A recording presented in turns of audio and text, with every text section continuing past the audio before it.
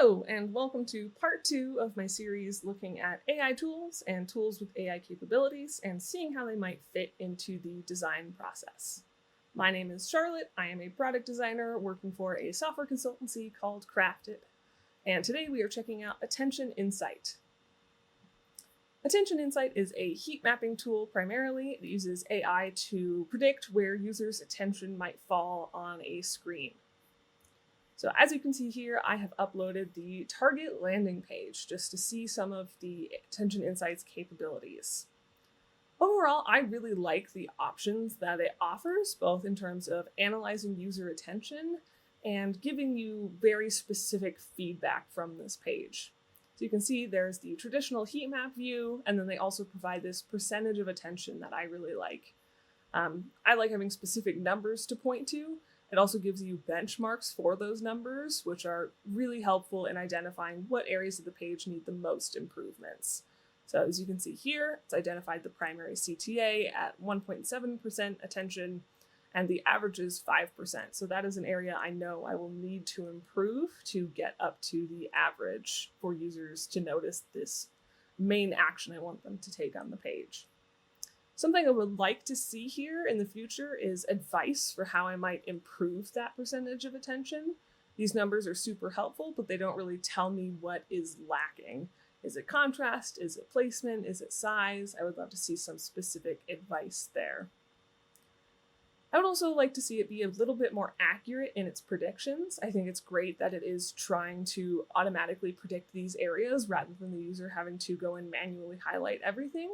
But I found that I still had to manually go and add majority of these just because it was a little bit off. You can see this isn't quite aligned with the CTA. It's missing some of these. So I would like to see it improve that accuracy in the future.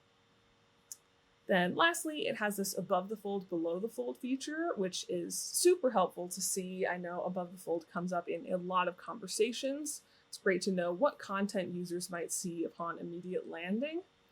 However, I found that it's very hard to define a specific above the fold line with the variety of monitors out there and people resizing their browsers, tiling their windows. There's no consistent fold to predict. So I think either like a gray area would be great of maybe they'll see this, maybe they won't, rather than a specific line would be something I'd like to see in the future. And then more functionality below the fold as well. Right now, it doesn't let you add those focus areas and get that specific analysis below the fold. And there's also no clear drop-off of attention below the fold. I would like to see these focus areas decreasing a little bit as the user goes down the page, as users are want to get more distracted as they interact with the website more. So I just love to see this be a bit more comprehensive in the length, rather than it wanting you to upload specific chunks of the website to be analyzed individually. Over here is another element I think it's doing really well though. It has both a clarity score and a focus score. So you get not only these specific pieces, but also overall analysis of the page, of how clear your content is, and how much it's capturing user focus. You even get a comparison of how you level up to the most popular websites. In our case, we have more clarity than most popular websites, which makes sense because this is Target.com. I would like to see a little bit more details on how exactly they're calculating these scores, again, so that I can know how specifically to improve them. But it is nice to have these high-level visions beyond just these specific focus areas. The other thing I'm really excited to see about this tool is this comparisons area.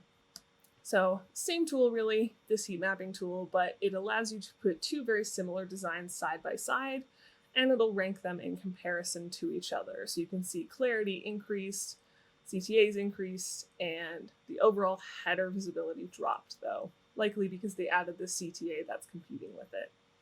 This I can see as a great rudimentary A/B testing tool if you're between very similar designs.